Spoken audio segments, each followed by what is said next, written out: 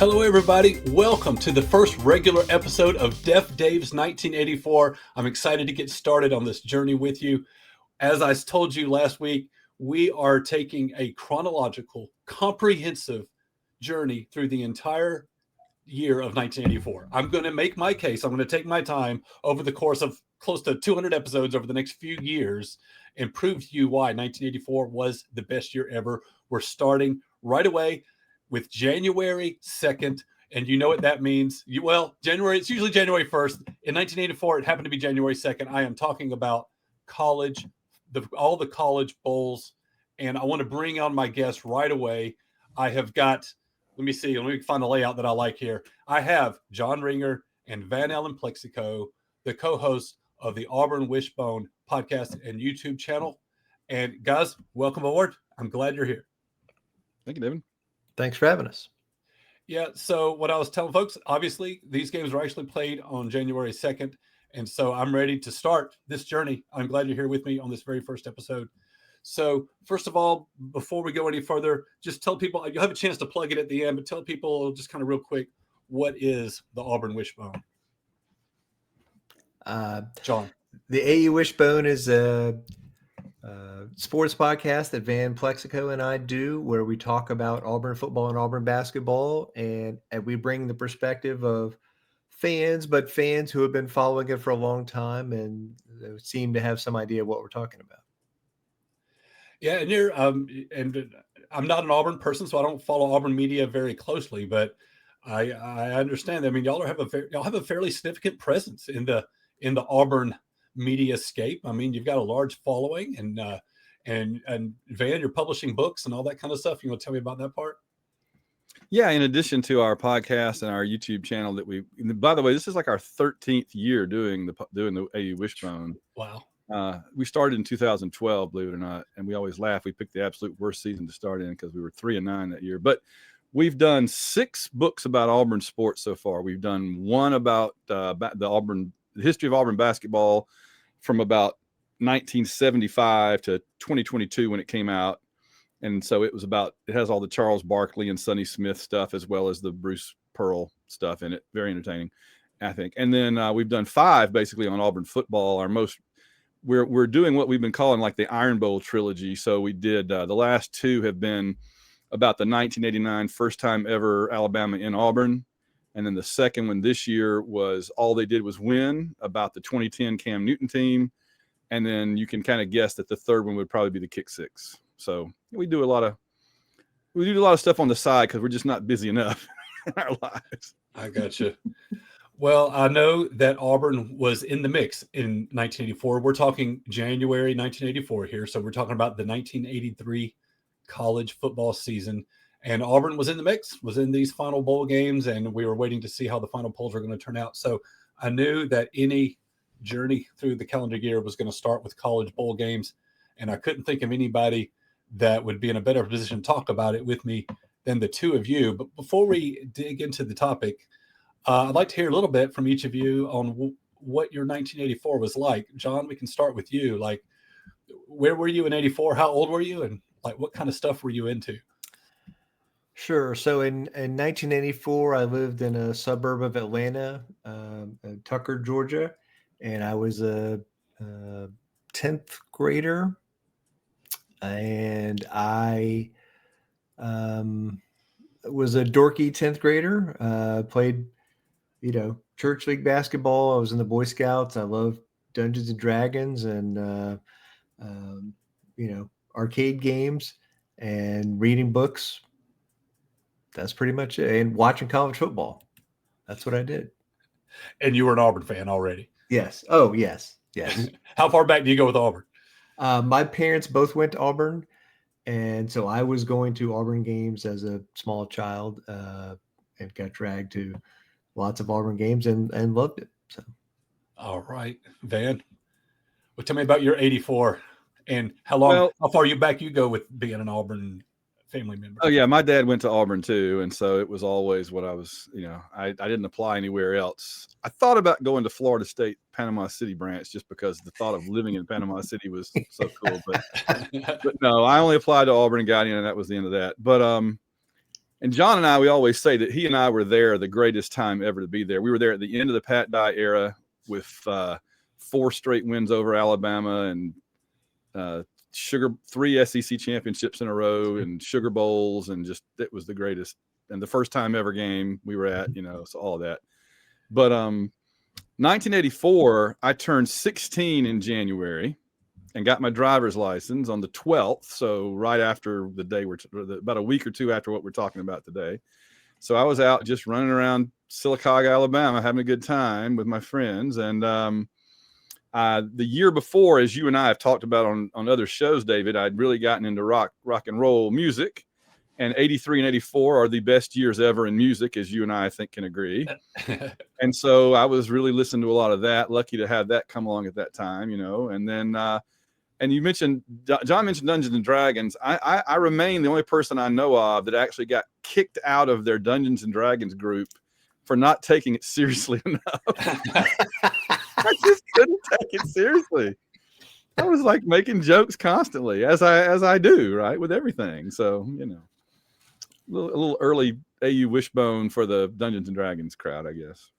Well, and I do not apologize to this day. I do not apologize to those people. Rolling Stone has famously called 1984 the best year ever for pop music, and I think that's on the strength of Purple Rain and Born in the USA and Like a Virgin. What I've learned in my research is that it was a fantastic year for rock, also, because you had huge albums from Scorpion and Rat and Twisted Sister and Metallica and Iron Maiden, Judas Priest, and there's Van Halen, there's Bon Jovi. So we're going to touch all of those things on this series. We're going to get into absolutely all of those. Also, 1984, a big year for TSR, for any D&D fans that are listening. We're definitely going to cover that. We're going to cover Dragonlance. We're going to cover the Marvel Superheroes role-playing game, and I believe the novels were starting to come out in 1984. We're going to cover all that here. But in addition to all those things, we're covering sports. And so we are here to talk about what I call College Bowl Day. Now, this was a little bit further in the rundown. Let me go ahead and jump to it. It seems to me, with the expanded playoff system and how the date's been moved for the championship game, that we've lost something. But I want to put it in your hands and tell me what you think. Did January 1st I know this was technically on the 2nd in 84. It's kind of a quirk of the calendar, but typically, traditionally, it was January 1st. Have we lost some January 1st magic? Yes. Oh, yes. Tell me, did y'all have any traditions? Did you have any like family routines around the house about how the day was handled? How big of a deal was it in your household? Well, I'd say ours, it wasn't. I mean, I was out in the woods with my grandparents, I just turned on the TV and watched it. So my youth was internal. I had nothing going on around me for anything. What do you guys do, Jim? My parents are big college sports fans, so it was a holiday in our house. Like everybody sat around and watched football all day, and we have lost something because all the games used to be on the same day. Yes. On January 1st, and you'd have 2 or 3 games on at the same time, and you could flip between good games. If one game was better, you could go over there and watch that. And we used to make like dips or kind of appetizer stuff to have sausage balls or whatever to have snack on during the course of the day. So we had food. We were hanging out watching football all day. So it was I really miss that. Now there's limited number of games because they don't want them to conflict. They don't want the big bowls to overlap with each other. And so they spread them out over a week. And I think we have lost something in that. It used to be really fun, condensed college football all at one time.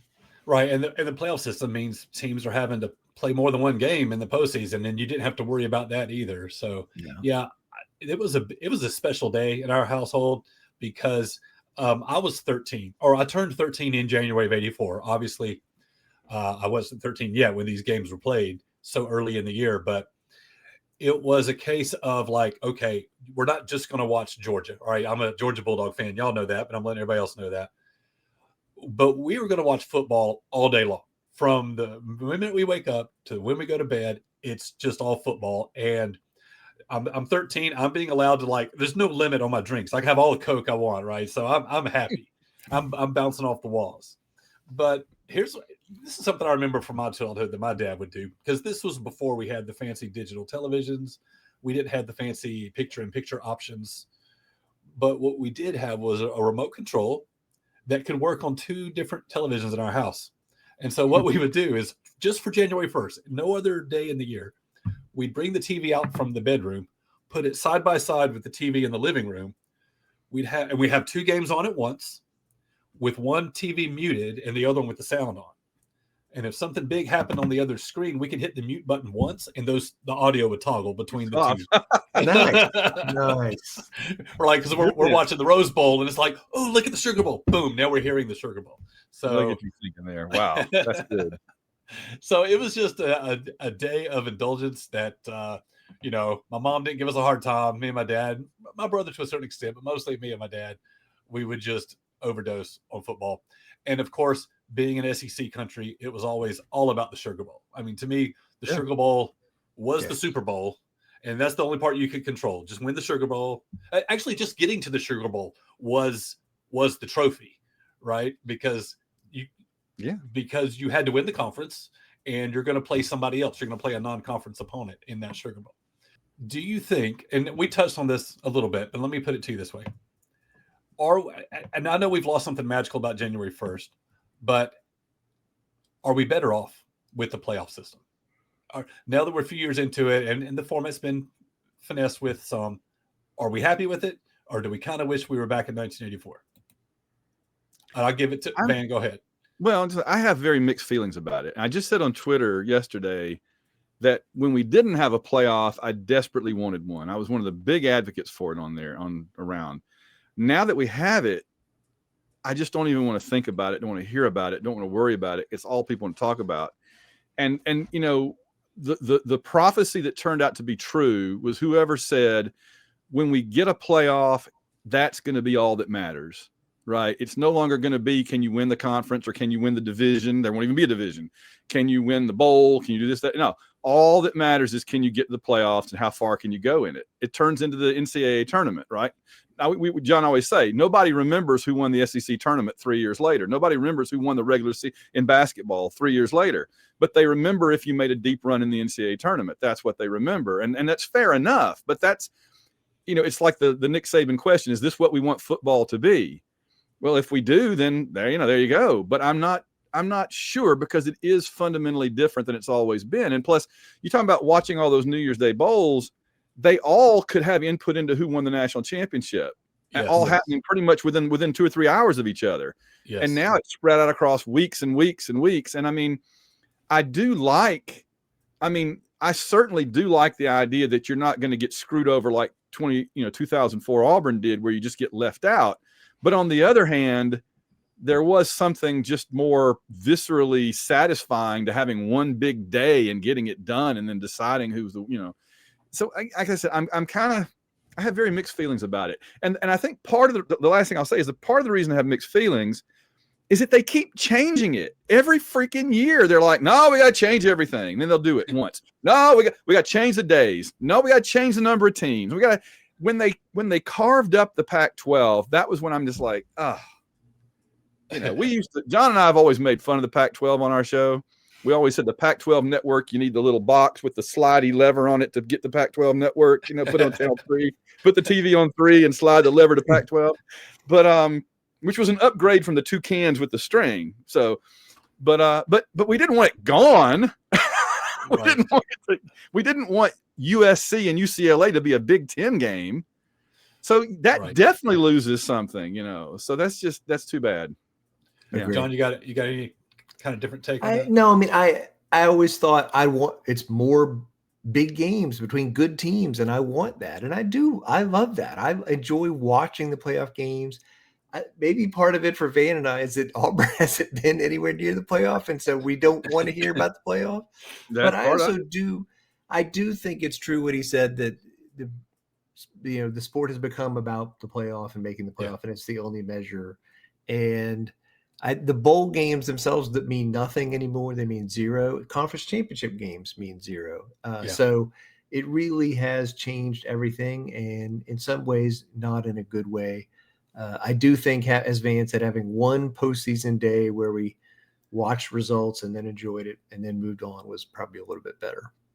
And the other thing about the championship games is last year we discovered that trying to accommodate the conference championship games, which was fair, actually made the playoffs worse. Right. So this year they're gonna kind of ignore the conference championship games, which will make the playoffs better, but it's not fair the teams have to go play in the, you know what I mean? So again, they're just you're trying to fit too many years together that don't mesh, and it's just frustrating. And this is a case of where, Georgia benefited from this, but you don't have to win your conference championship to get into the playoffs, and you end up being the national champion. And so what does winning the conference mean? I mean, it used to be that, like back in '84, SEC teams were playing for the conference championship. You had to win the conference championship. Yes. Your reward was a trip to the Sugar Bowl. Yes. And then you're going to be a factor in the final poll. And what we didn't like when we had that system was that the champions being decided by a matter of opinion.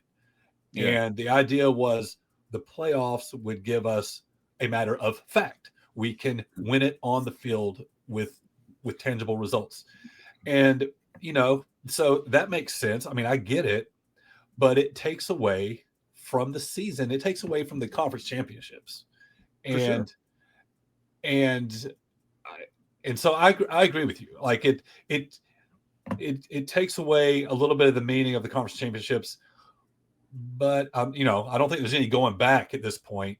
No. And what I anticipated from the beginning when we knew we were going to get the playoffs, we didn't get them yet, was even though the final poll won't necessarily be a matter of opinion anymore, they're still going to come down to like who's making the playoffs. No matter how big the playoff field is, there's going to be a cutoff point, and polls and opinions are going to factor into who's making it into the playoffs or not. And the seating, the arrangement, yes. So you're still not getting away from that. So the playoffs don't really defeat that, and so,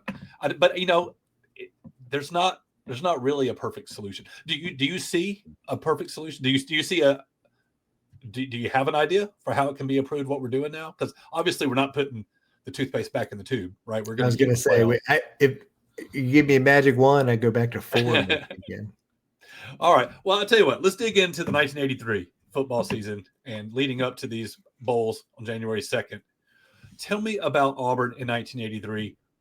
What kind of season did they have? What were they looking like? Whichever one of y'all wants to take it. We've just done several books that included this, so it's kind of fresh, certainly on my mind. I did go back and double check to make sure I had all the facts straight. But this is one that I've obsessed over for so long until we finally recognized them as national champions this year that it's hardwired into my firmware. So Pat Dye just come in 1981, and in 1982 he brought in Bo Jackson. So by 1983, Auburn had a great defense, a great running game, and a very solid special teams with Al Del Greco as the kicker, the most the greatest golfer in NFL history, they call him, which I always thought was funny. And so that team played. Now, and bear in mind, by the way, Georgia had just won 3 SEC championships in a row with Herschel Walker, 80, 81, 82. Right. 83, they were still the favorites, even though Herschel had gone off to the Generals. Yeah. Auburn played one of the top 5 hardest schedules in the history of college football that year. And, even the out-of-conference teams they played were Florida State and Maryland with Boomer Esiason. Maryland was supposed to be the cupcake, but they had Boomer Esiason. And a really good Southern Miss team to open the year and all that, and Texas. So the only game they lost the whole season was Texas. They were 10-1 going into the bowls. So that's where Auburn was going in. They were 10-1, had only lost to Texas, who was number 2 by the end. Nebraska number 1, and that sets us up. Okay, so let me pump the brakes. Okay, go ahead, John. You got something? I was going to say again, the seeding before the poll before the bowls mattered, and it's Nebraska 1. Texas 2, Auburn 3, UCLA 4, Miami 5. Illinois played UCLA, but Illinois was 4. That's right. Sorry, Illinois was 4. I knew somebody in that game was number 4. So that mattered. Auburn played Michigan. Okay, they were number 8. Mm-hmm. Nebraska played Miami, so number 1 versus number 5. Those were the 2 games that would matter. Georgia played Texas, right? So Texas was number 2, Georgia was number 7. That was the other big matchup. Those are the games that mattered in the final decision making of what's going to happen in the final poll result. Well, I want to pump the brakes a little bit. I want to go back to the regular season just for a second. Okay. So this was Bo Jackson. This was a Bo Jackson team. Where are we catching him in his college career? Is this first, sophomore season? I believe was the Florida State game in Auburn? Yes. I think I was there. I think I was serving as an usher with the Boy Scouts that day. Oh, cool. That's the only time Florida State ever played in Auburn with Bo Jackson on the team. Is that right? No, 85 also. 85. See, 85, I was in high school. I don't think I did that. So, here's the difference. 83 was Greg Carr intercepting Florida State at the end to make it like 27-24 Auburn wins. 85 was the one John and I just did a special YouTube video on, where it was like 27-27 in the fourth quarter, and Auburn scored like 35 unanswered points in the fourth quarter and just beat the hell out of them. Oh, wow. Okay. Yeah. So it was you would have remembered that one, right? So, well, I would think I would remember that one, but I don't remember anything from the game, so I don't know. I was at a Florida State game in Auburn in the 80s with Bo Jackson on the team. I guess it was either 83 or 85. So you finished the season. You said 10-1. Yes, regular season. So you're the SEC champions. You're going to the Sugar Bowl. Now, tell me about the Georgia Auburn game, because you said Georgia was the favorite that year. Well, I did want to mention that one because, again, Georgia had not lost like an SEC game in 3 years. The only reason Georgia was so far down in the ratings, like what'd you say, 7, John?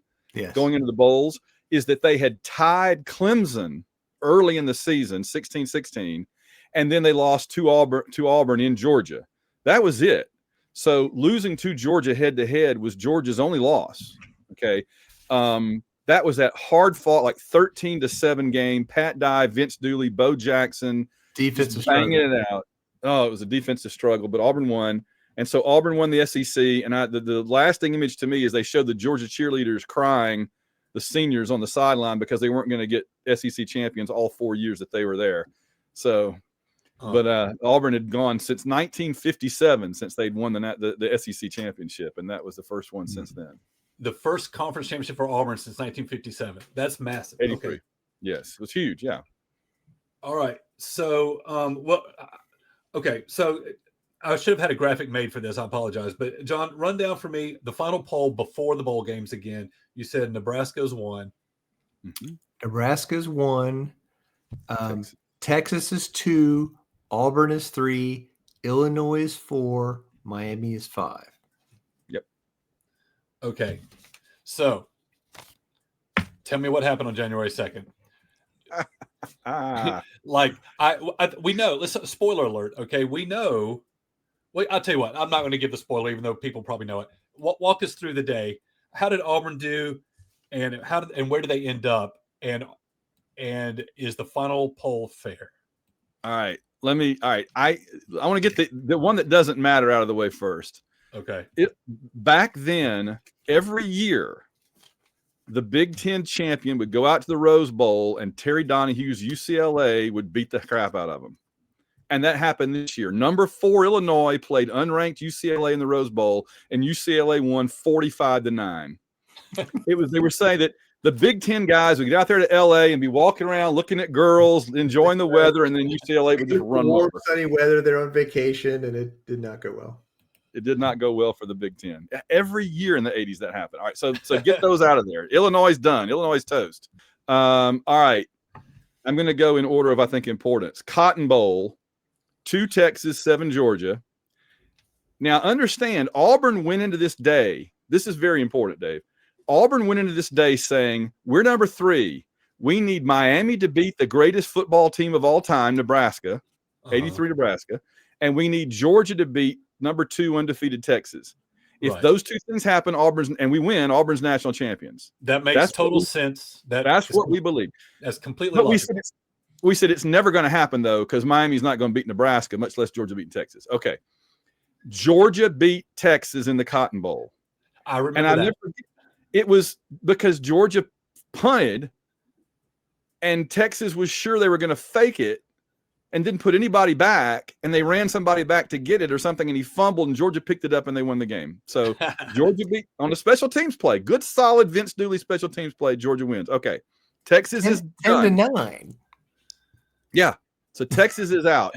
Now, that night, the Orange Bowl and the Sugar Bowl started like the same time on two different channels. But here was the thing. NBC kept billing the Orange Bowl as this is the battle for the national championship. Ignore every other channel. Just watch this channel. Another problem was the Auburn-Michigan game was all running. The clock never stopped. That game ended when the Nebraska-Miami game was still like in the third quarter. So everybody changed the channel and watched everybody. Hardly anybody saw Auburn beat Michigan, but everybody watched the big upset of Miami, remember Miami had never won anything at this point. Right. This began Miami, right? This is the beginning of their run. So Miami wins this epic game. But bear in mind a couple of things. One, they're playing in Miami's home stadium, the Orange Bowl. It's a home game for Miami.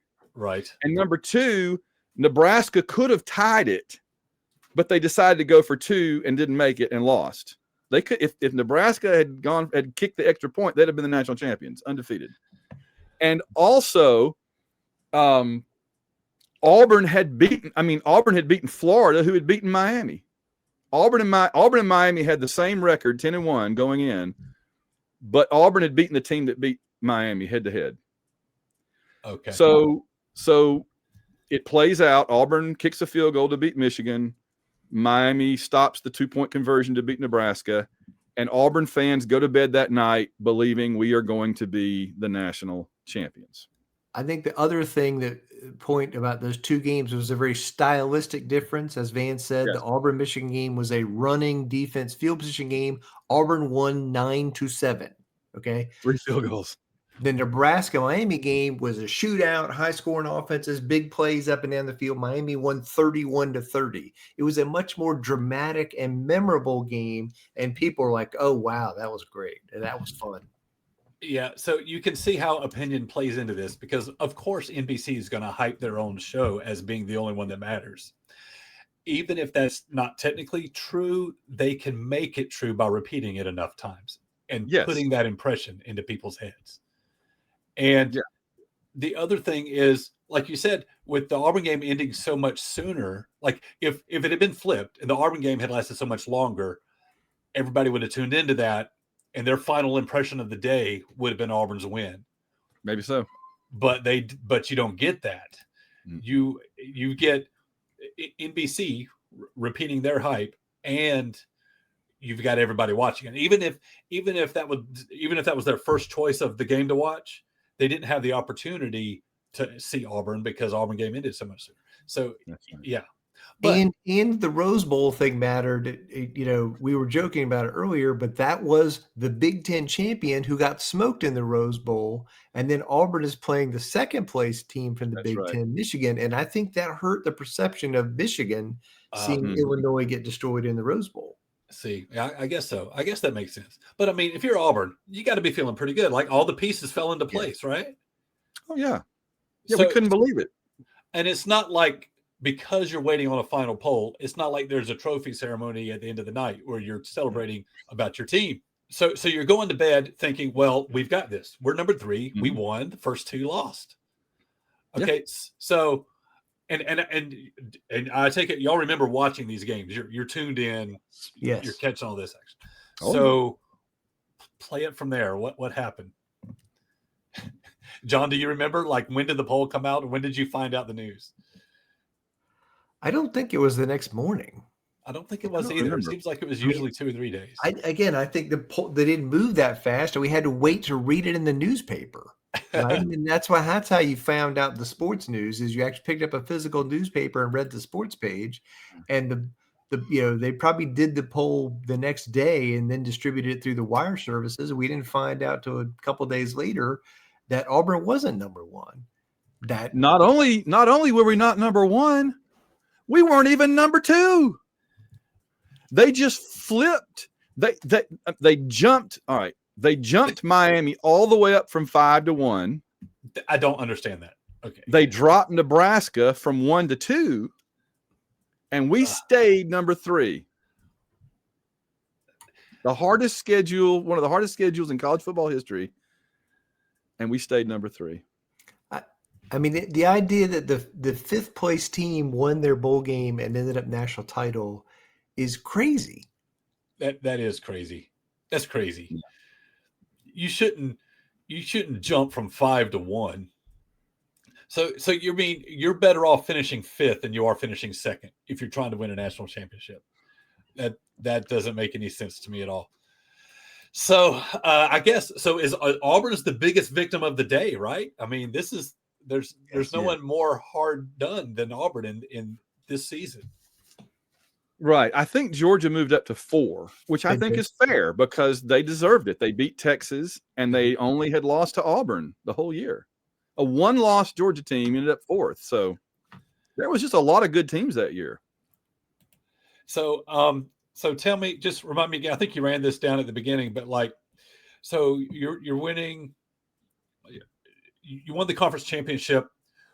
What's happening during these, let's call them the Bo Jackson years? How many times are you going to the Sugar Bowl, and how many times how close did you get to a national championship? This was it. Too soon, man. Too soon. It's only been 40 years. All right. So look, 82 was really in Bo's freshman year, and we were 9-3, beat Doug Flutie in the Tangerine Bowl, and that was great, right? That's that year that every team has where you're like, oh, we got it. Next year is going to be great. And 83 the next year was great. Yeah. But then 84, real quick, 84, we open up with Miami in the kickoff classic, but our quarterback's gone. And it's a different team. And we lose like a 4-point game. Then we go second game, we go to Texas and lose. We're 0-2. In fact, they were pointing this out the other day, a couple of months ago. Remember when was it Notre Dame or somebody lost 2 games and was still in the top 25? Yeah. Like the last time that happened was 84 Auburn was 0-2 and was in the top 25 because we lost to Miami and Texas. So I mean, but they ended up 9-4. And then, but Bo got hurt and missed 6 games with a separated shoulder that season. He got hurt against Texas and missed 6 games. And then 85, Bo's senior year, he won the Heisman Trophy, but we were like 8-5 or 8-4. Okay. So all right. So this was it. This was it in terms of for that group of championship for that 4 years. Yeah, we went to 2 Sugar Bowls later when John and I were students a few years later, but for Bo's little 4 years, this was it. Yeah. All right. So I had it in the rundown here to ask, like, where does this bowl season sit in the collective memory of the Auburn family? I think I know the answer to that. I mean, that sounds like a pretty rotten day. It's like, there was nothing else you could have done, and everything that you needed to break your way broke your way, and it just didn't work out. Probably a case for wanting a playoff system, maybe. David, there is a chapter in our new book about the 2010 season where we're trying to explain why it mattered so much what Cam Newton did in 2010, winning us the unquestioned national championship. Yeah. And there's a chapter called Something Always Happens. And it's talking about how 83, and we go into all that. And then 93, probation. 2004, we get stuck behind USC and Oklahoma the whole season. Every time we thought we had it, something always happened. So, that's why that's why that 2010 season is so special to Auburn people, is because it's the first time that there was just no question, And when you had a championship caliber team, it actually worked out for you. It actually worked out. Wasn't some weird thing out of your control. Because Auburn people almost am I wrong, John? Auburn people almost unanimously believe the 2004 team would beat Cam's team head to head. Yes, 100%. Yeah, I think I remember there was something going on politically in Arizona around that time, because I think ahead of that 2010 season, Van, I remember talking to you going, what's going to happen? Auburn, Cam Newton and Auburn are going to go undefeated, be far and away the best team in the country. And the national championship was due to be played in Arizona. And there was some political controversy about Martin Luther King birthday or something. I was like, they're going to boycott that game. It's not even going to be played. And there's going to be no national champion for this year. Oh my goodness. And I was like, with Auburn's luck, it seemed like that was a real possibility. That's fair. But I tell you this story, let me just say, this story does have a happy ending, at least for our opinion, because this year, 2025, our athletic director, John Cohen, recognized our national championships that the NCAA had recognized over all these years, and we had just never claimed. Because we only claimed the ones that were unequivocal, that there was no division, right? There was Whereas there's the other models where you claim anytime anybody ever said you were a national champion, you claim it. We claim the ones that the NCAA recognizes in their rule book, in their record book. So that's how we got 9. We claimed several from back in the early 20th century, and then 57, 58, and this 83 is one of them. So I just feel like when justice was finally served to the 83 team this year, that Auburn now says, yes, you did do what the NCAA said you did, which is because the New York Times poll, which is a recognized selector by the NCAA, they had us number 1. I was going to ask, which poll was it that had you at number 1? So it was the New York Times. New York Times. Yes. Yeah. So that's what I was going to get at. Is like, I understand this doesn't sit well in your memories, but there is a happy ending. So this is now a national championship season for Auburn. Yeah. For Auburn, yeah. I mean, if others don't recognize it, who cares? We do. That's right. And I want to go back to something Dave was saying about how do people remember this bowl season. I think people remember these were great games. This was a dramatic day of great football. This was these were great college football teams. That Nebraska team, as Van said, was considered one of the best regular season teams ever, and they lost to an up and coming Miami team who was just starting their big run. And Auburn and Michigan played a really good game. Georgia and Texas played a really good game. These were really talented, really strong college football games playing, fun bowl games. And, within a few hours of each other, we got to see all of it. Yeah. And this was when we began to realize the passing game was now going to overtake the running game in college football, though it would take the rest of the decade to get there for really, I think, Steve Spurrier in 1990. But this is when with Miami, you first realize the passing game is now going to be the thing. And teams like Oklahoma and Nebraska, they've kind of had their day. They'll still have a few days left, but it's not going to just be them running over people anymore. Right. Yeah. So like Georgia beating Texas, that's an upset, right? 7 over number 3. Technically, UCLA is an upset over Illinois, right? So, yeah, you're right. Dramatic games and upsets, and chaos in the polls. It does seem like that. I wanted you on here to talk college bowl games because you're college football guys. I know. I didn't necessarily at the time understand exactly Auburn's role and victimhood, I guess you can say, in the whole story of that day. But I'm glad there's a happy ending for you. Now, you said this is something that NCAA always recognized.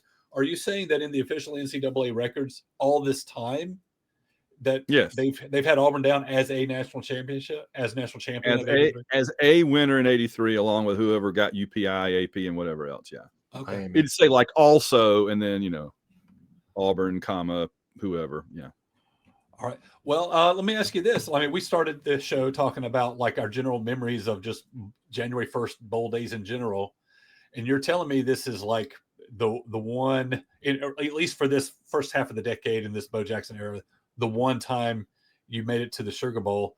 So, I mean, notwithstanding how you were hard done by the polls, is this a day that you remember fondly? Was this a fun day of watching football? Yeah. Don't you think? Yeah, absolutely. I mean, again, especially because as you described earlier, the Sugar Bowl was the promised land, and we had not been there, in my lifetime and a lot of people's lifetimes. And so seeing Auburn in that game, in that moment, meant a lot. Yeah. Suge's last few years, we were not great. And then Barfield's 5 years, we were terrible, even with Brooks and Cribbs and Andrews. And so this really represented Auburn being good again for the first time in like 15 years. And with just one more loss, you don't win the conference. Like if you lose the Iron Bowl, you're you're not getting Right. past Georgia, right? To the That's the right. No, show. Georgia would have been. Well, SEC. yeah. If we had lost to Georgia, we'd each had one conference loss, and Georgia would have had the head-to-head. Yeah. Okay. All right. Well, guys, thank you so much. I appreciate you coming on, talking college football with me, and kind of recapturing how 1984 got started. That is a day that I remember watching the Cotton Bowl. I remember John Lessender was the Georgia quarterback, but we're about to play him. I mean, we're recording this way early. Okay. This is going to be published in 2026. But as we're recording this, we're 2 days away from Georgia and Texas playing each other. And I'm going to be attending that game. So it's going to take me back to this day in 1984. Guys, again, thank you. Plug your show for us one more time. Tell us about the Auburn Wishbone. The AU Wishbone as our longtime podcast. It's on all podcast apps, Spotify and Apple and everything. And then on the YouTube channel, AU Wishbone TV. You can just search AU Wishbone TV and you'll find our channel where we have all of our weekly. We record every Monday night, and it goes up live Monday night, and then it goes out on the podcast apps in the middle of the night on Monday. So people get up usually Tuesday morning and listen to it. Oh, very good, guys. I appreciate it. Again, I'm going to go ahead and kick you off the stage right now, but I thank you for coming on here, and I'm going to find a way to get y'all back before we're through with this journey through the best year ever. Good deal. Happy 1984. Happy 1984. You feel welcome to stay. You don't have to go back to the future. You can stay right here in 1984. All right, I'll talk to y'all next time. Thanks a lot, guys. All right, guys. That was our first regular show talking about the college bowl games that started off the year. Next week, we're going to flip the calendar to January 4th, and we're going to turn our attention to the world of comic books as famed writer Alan Moore kicks off his classic and highly influential run as the writer of Swamp Thing. So until then, you don't have to get in your DeLorean. Stay right here in 1984 with me, and I'll talk to you next time. 1984.